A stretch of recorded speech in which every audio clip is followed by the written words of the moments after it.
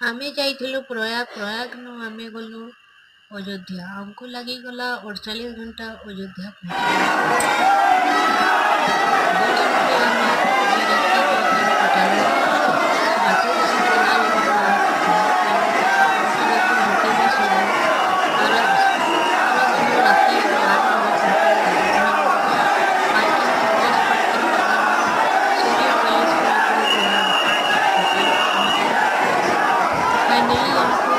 दौड़ के प्रभु श्री रामकर दर्शन बढ़िया ହେଇଗଲା।